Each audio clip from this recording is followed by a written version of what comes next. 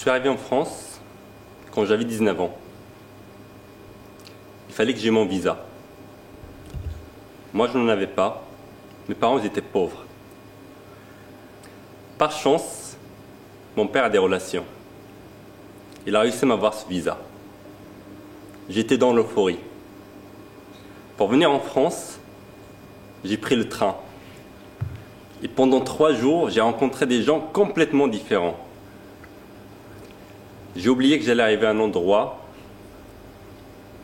où j'avais aucun moyen pour commencer ma vie. Je suis arrivé à la gare du Havre, je descends, et avec mon sac, je me dis, et maintenant, qu'est-ce que tu vas faire? Je suis malade et méchante, comme disait Fyodor Dostoïevski dans le sous-sol. J'aime pas les hommes, j'aime pas les femmes, j'aime pas les petits garçons, j'aime pas les petites filles. Par contre, j'aime voyager, prendre le train, aller voyager loin, voir la mer, le ciel. Parfois, je prends l'avion. C'est plus rapide. Je me rappelle une fois, je suis allée en Amérique voir les Grands Canyons. J'aime pas les Grands Canyons. Là, il y avait évidemment plein des Américains, des Japonais. J'aime pas les Américains. Ils sont gros, grands. Et les Japonais sont tous là avec leurs appareils photo, photographiés, photos, tous les monuments. J'aime pas ça. Par contre, moi, j'avais mon appareil photo et j'ai photographié tout ce qui était petit. Les petites fleurs, les petits insectes. J'aime bien les petits insectes. Parce que moi aussi, je suis un petit insecte. Je n'aime pas me mettre en avant. Je pourrais vous parler de plein de choses de ma vie, mais je vais vous parler de quelque chose qui m'anime tous les jours, quelque chose qui m'aide à me lever, quelque chose qui m'aide à tenir. C'est la passion. Oui, la passion. Je suis une grande passionnée de théâtre, de sculpture, de pâtisserie. Oui, la pâtisserie. J'adore ça, la pâtisserie. Toutes ces passions, je vis avec. Je ne sais comment vous l'exprimer, comment vous le dire, tellement c'est fort. Tellement elles me prennent le cœur, tellement elles me rendent vivante. Oui, elles me rendent vivante. Je ne sais comment le partager avec vous.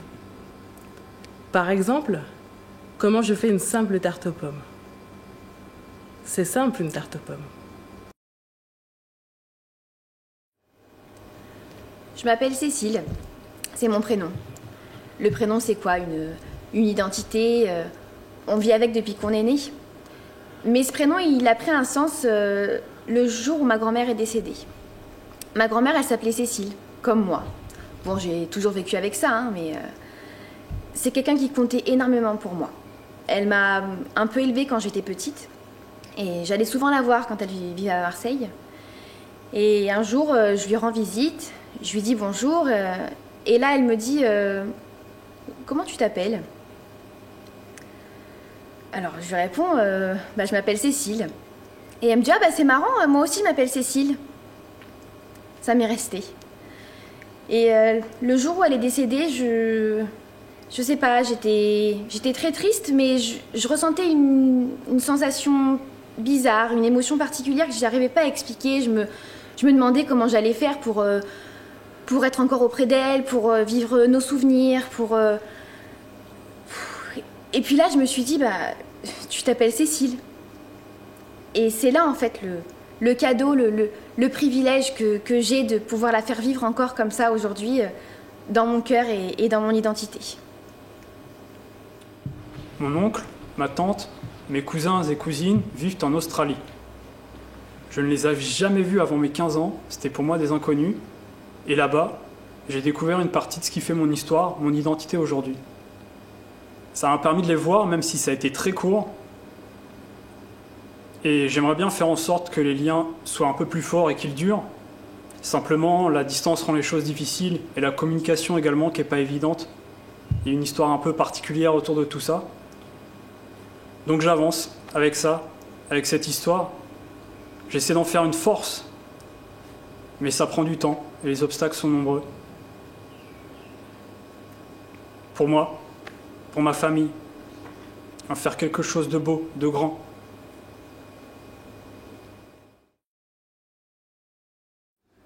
Et un événement qui me tient très à cœur, c'est le décès de mon père quand j'avais 12 ans. Ça a été un moment très dur pour moi. Et pour combler ce manque et cette douleur-là, j'ai découvert une passion pour le jardinage. J'adore jardiner, j'adore la nature. Entendre les oiseaux chanter, ça me fait un bien fou. Et quelques années plus tard, j'ai découvert le Japon. Et les jardins japonais, c'est fabuleux. Tout au carré, c'est magique. Donner forme, planter un petit arbre et le voir grandir, c'est comme voir grandir un enfant. C'est la même chose. Le jardinage, dans les moments durs de ma vie, ça m'a fait avancer la tête libre. Je me souviens. J'étais jeune, j'avais 18 ans. Il n'y a pas longtemps donc. En fait, la première fois, un moment de plaisir. C'était pas un moment de plaisir d'ailleurs, cette première fois. Non. Mon père disait, c'est pas bien. C'est pas bien. Enfin, moi en tout cas, je savais que je n'avais pas le droit d'y goûter. Le soir, après le collège, on se retrouvait avec des amis. Il y avait les Occidentaux. Vas-y, goûte, l'alcool, c'est super bon. Et puis, il y avait, de l'autre côté, non, fais pas ça, prends pas, c'est pas bien. Et moi, j'étais au milieu. Je goûte. Je ne goûte pas. Je goûte. Je ne goûte pas. Bon, je goûte. Je me suis laissée tenter. J'adore le champagne.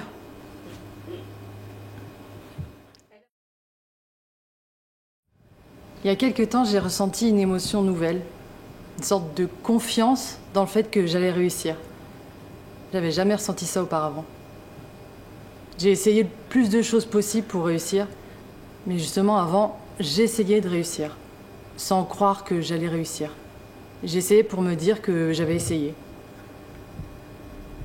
Moi, j'ai des parents qui s'aiment. Quand ils se sont rencontrés, ils avaient 3 et 5 ans. Ils nous ont appris à voir l'amour, à penser librement. Ils ont été parfaits. Mais le seul truc qu'ils n'ont pas bien fait, mais c'est pas leur faute, c'est qu'ils nous ont transmis leur peur de ne pas réussir. Peur du chômage, peur du patron, un peu de toutes les peurs de la classe moyenne. Contente-toi de ton petit salaire pour payer ton petit remboursement de crédit.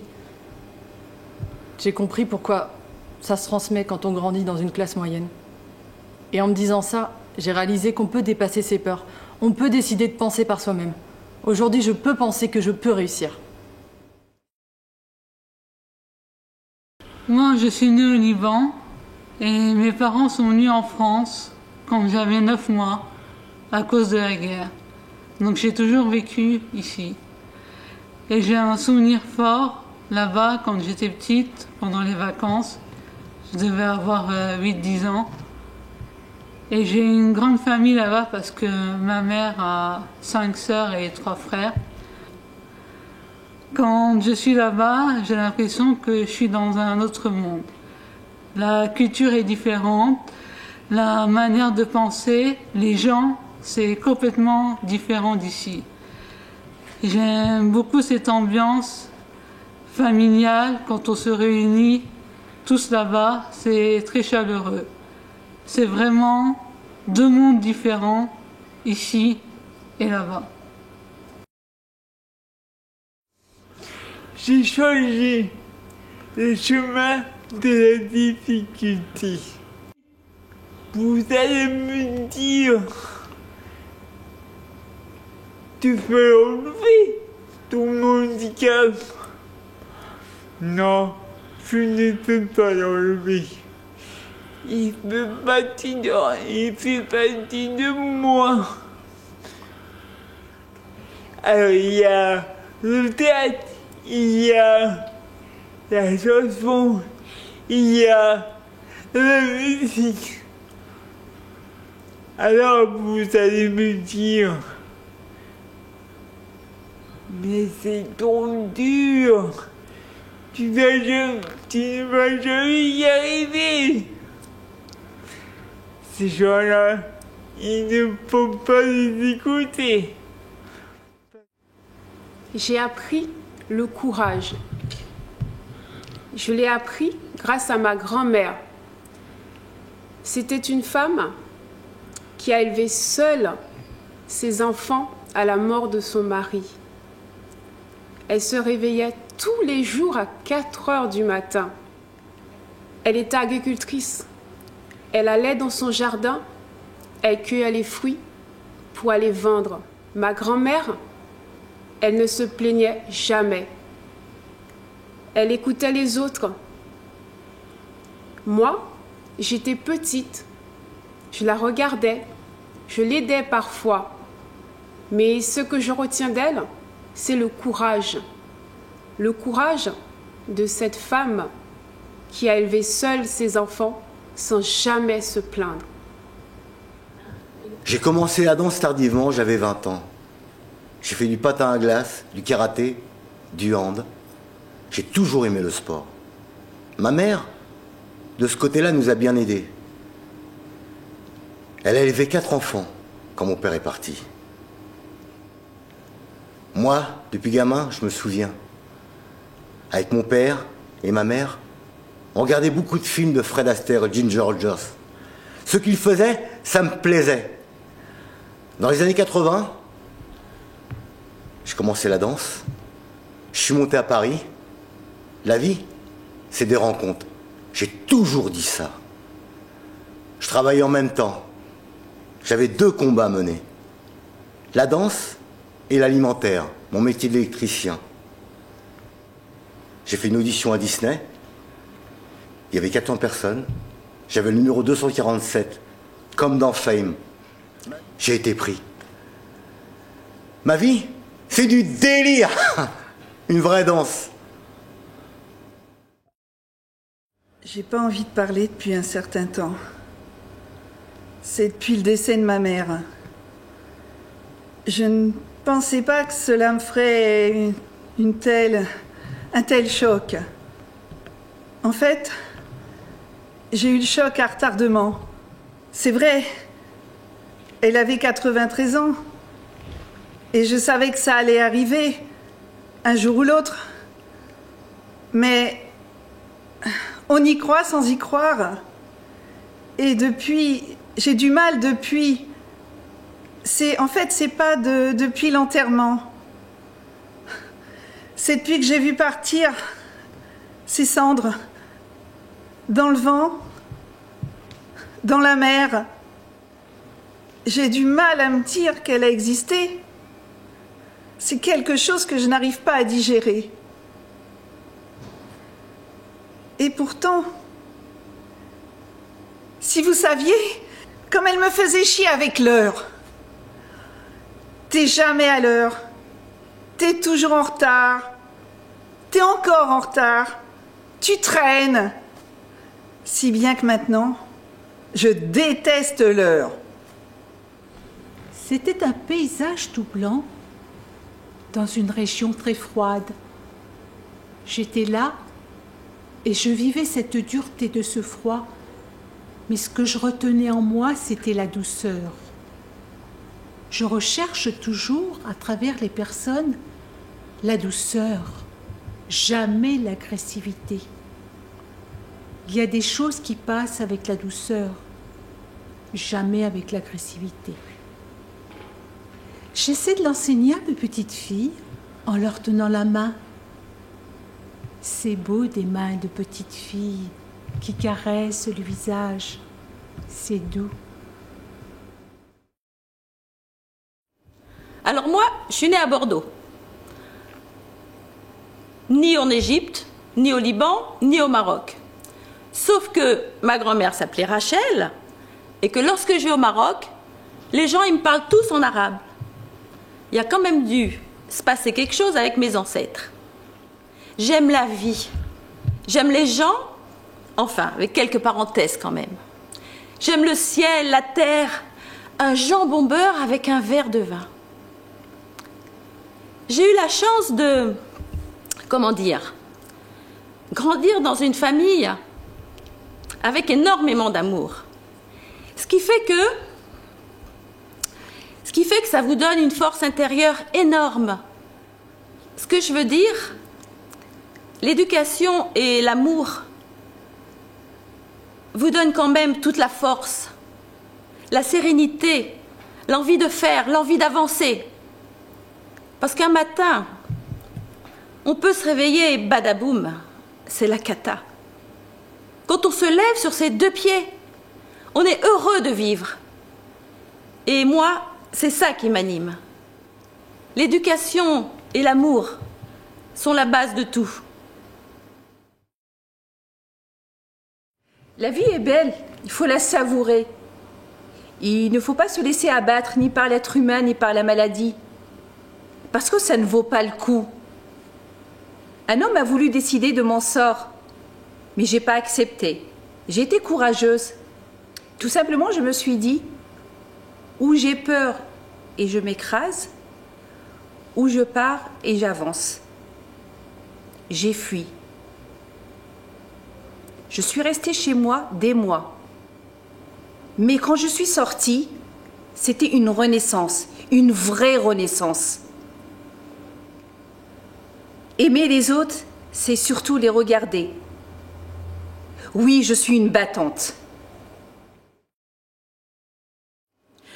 Ah, moi, je vais vous raconter le moment où je suis partie de mon entreprise.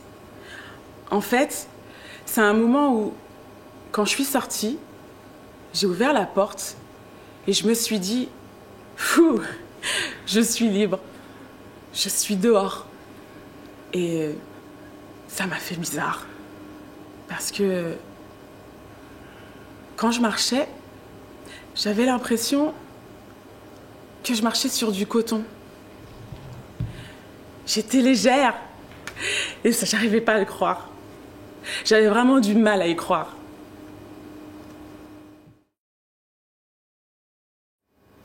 Quand on était petite, ma sœur et moi, on allait chez une nourrice, Mamie Loison. Et en même temps que nous, elle gardait aussi ses petits-enfants.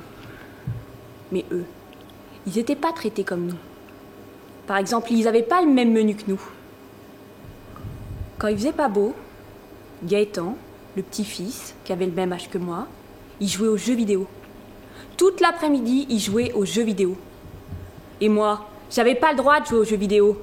J'avais même pas le droit de rentrer dans le salon. J'avais juste le droit de m'asseoir sur la barre de seuil entre la salle à manger et le salon.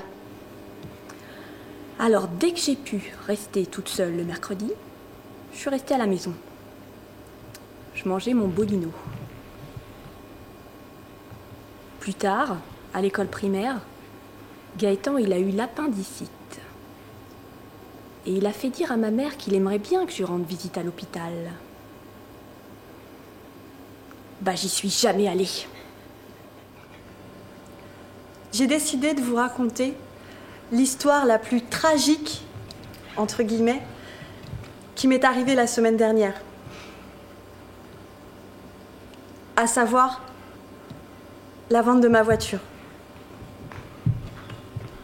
Ma première voiture.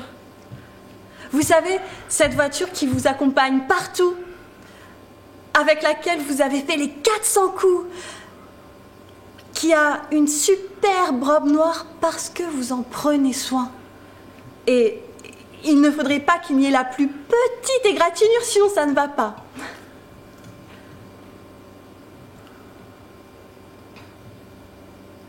Ben, j'ai dû m'en séparer.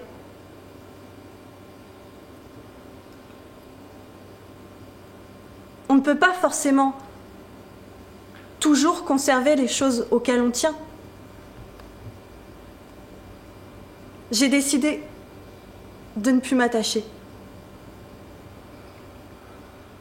Quand on était petite, ma sœur et moi, on allait chez une nourrice, Mamie Loison. Et en même temps que nous, elle gardait aussi ses petits-enfants. Mais eux, ils n'étaient pas traités comme nous. Par exemple, ils n'avaient pas le même menu que nous. Quand il faisait pas beau, Gaëtan, le petit-fils, qui avait le même âge que moi, il jouait aux jeux vidéo. Toute l'après-midi, il jouait aux jeux vidéo. Et moi, j'avais pas le droit de jouer aux jeux vidéo. J'avais même pas le droit de rentrer dans le salon. J'avais juste le droit de m'asseoir sur la barre de seuil entre la salle à manger et le salon. Alors, dès que j'ai pu rester toute seule le mercredi, je suis restée à la maison. Je mangeais mon bolino. Plus tard, à l'école primaire, Gaëtan, il a eu l'appendicite. Et il a fait dire à ma mère qu'il aimerait bien que je rende visite à l'hôpital. Bah, j'y suis jamais allée.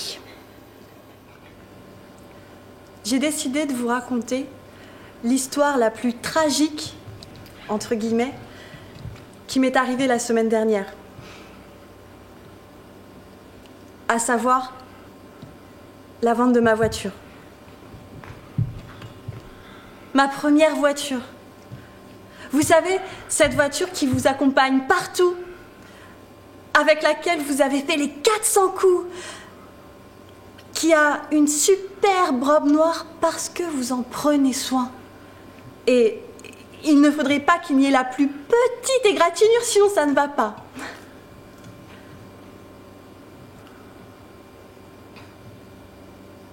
Ben, j'ai dû m'en séparer.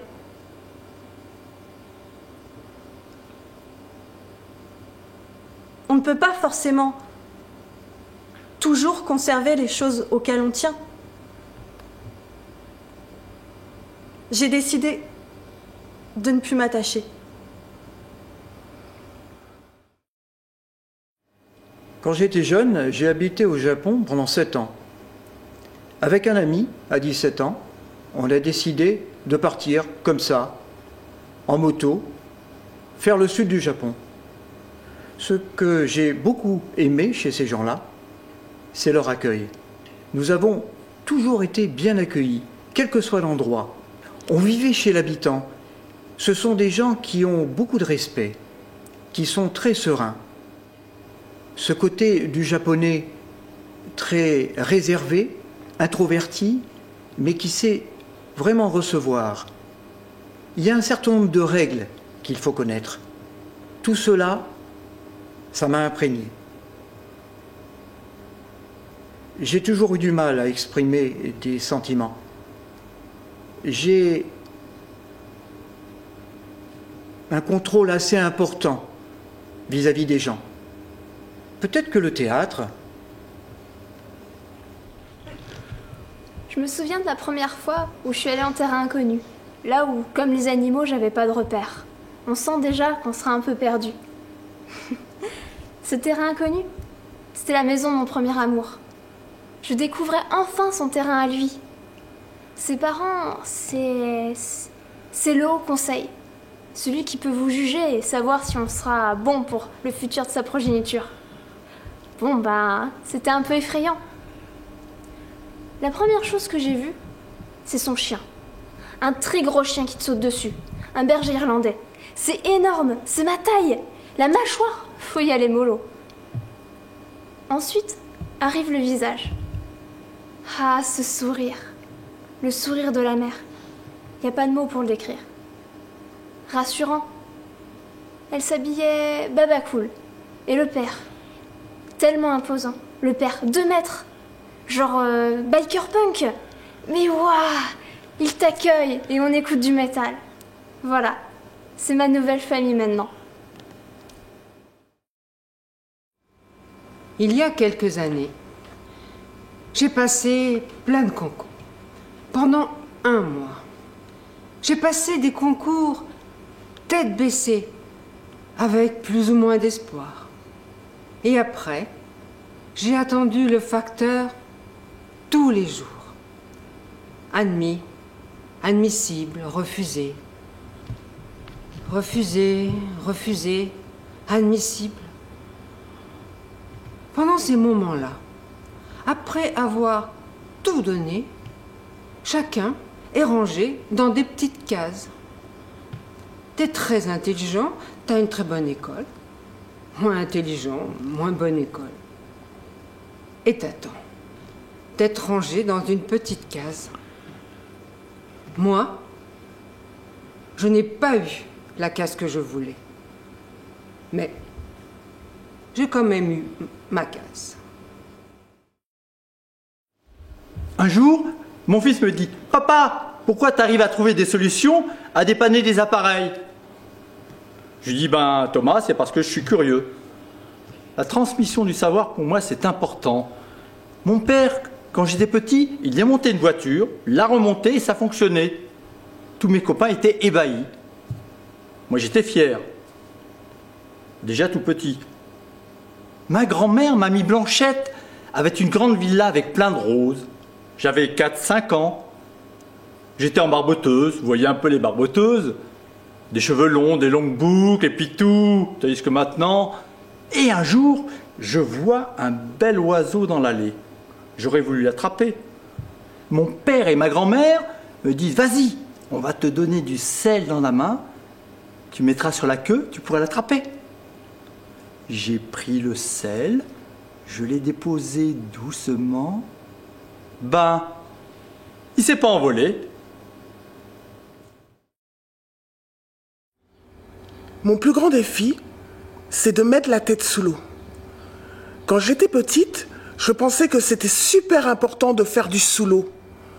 J'avais l'impression que j'allais passer un cap. Et encore aujourd'hui, c'est un peu ça. Quand je suis un peu stressée, que je ne vais pas très bien, j'imagine que je suis à la mer et que je prends mon souffle et chouf, je plonge dans l'eau. J'entends juste les galets qui s'entrechoquent. Et je sais qu'au-dessus de moi, il y a plein de monde. Il y a des enfants qui crient, il y a des parents qui hurlent. Ça court de partout. Et moi, je suis là, bien, au fond de l'eau. Et ça me fait du bien. Voilà. Je fais toujours ça quand je suis stressée. Je plonge dans l'eau et ça va mieux. Je n'aime pas qu'on me prenne pour celle que je ne suis pas. Oui, j'ai eu des tristesses, mais je suis quelqu'un qui espère toujours. Et heureusement, parce qu'à l'âge que j'ai, comparé à vous tous, là, il m'en reste pas beaucoup à vivre. Et je veux les vivre, nom de nom. Et ce dont je rêve, c'est de trouver un moyen, sans me paraître prétentieuse. Je voudrais expliquer comment, à partir des événements quotidiens, à partir de ce qu'on voit, de ce qu'on entend, à partir de ce qui se passe dans le monde, je voudrais expliquer comment on aime les gens. Comment on est prêt à donner ses tripes, sa mémoire, sa joie, ses plaisirs. J'ai tellement eu de plaisir à apprendre. Si vous saviez comme j'aime apprendre à apprendre. Donc non, je ne suis pas triste. Non, je ne vais pas vous faire un cours de politique, je vous le ferai plus tard si vous voulez. Mais non de non, ayons de l'espoir, malgré la connerie de certains. Merci.